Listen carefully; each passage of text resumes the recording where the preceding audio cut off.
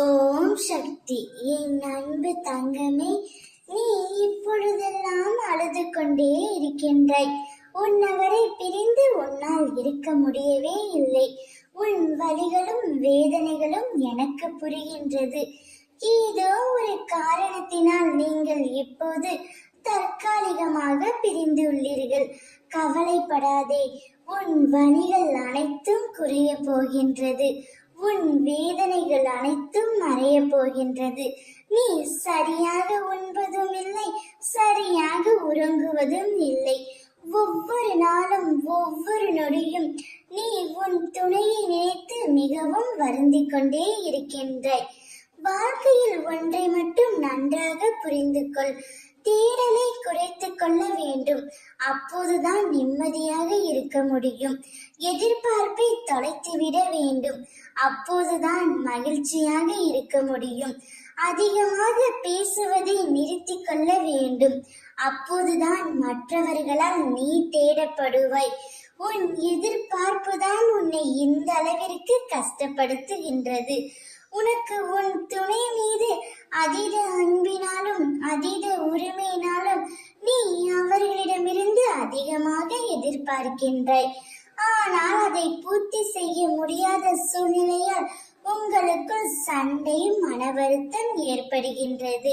அப்படி மன வருத்தம் ஏற்பட்டதினால் தற்பொழுது பிரிந்து தவித்து வருகிறீர்கள். கவலை கொள்ளாதே தங்கமே, உன்னுடைய கஷ்ட காலம் அனைத்தும் முடிய போகின்றது. வாழ்க்கையிலும் சரி, வார்த்தையிலும் சரி, பொறுமை மிகவும் அவசியம். பொறுமையாக இருந்தால் மட்டுமே உனக்கு பிடித்த உறவுடன் நீண்ட காலம் சந்தோஷமாகவும் மகிழ்ச்சியாகவும் உன்னால் வாழ முடியும். நீ உன் துணையை பிரிந்து கஷ்டப்படுவதை மற்றவர்களிடம் சொல்லிக் கொண்டே இருக்கிறாய். உனது கஷ்டம் நஷ்டம் என்பது அடுத்தவர்களுக்கு கதைதான். அதனுடைய வலியும் வேதனையும் உன்னால் மட்டுமே உணர முடியும்.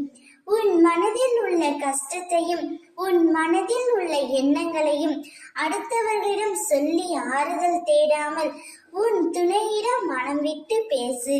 இப்பொழுது நீ பிரிந்து இருப்பதை நினைத்து வருத்தப்படாதே. திடீர் திருப்பமாக, எதிர்பாராத விதமாக உன் மனம் விரும்பிய உன் துணையிடமிருந்து அழைப்பு வரும். அப்பொழுது உன் மனதில் உள்ளதை நீ வெளிப்படையாக பேசு. நீ மனம் விட்டு பேசினாலே போதும். வாழ்க்கையில் எந்தவித பிரச்சனைகளும் இல்லாமல் வாழ்க்கை மிகவும் சுமூகமாக இருக்கும்.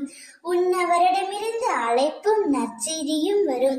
அதை நீ சற்றும் எதிர்பார்க்காத நேரத்தில் உன்னை வந்து சேரும். அப்பொழுது நீ ஆனந்தத்தில் துள்ளி குதிக்க போகின்றாய். ஓம் சக்தி.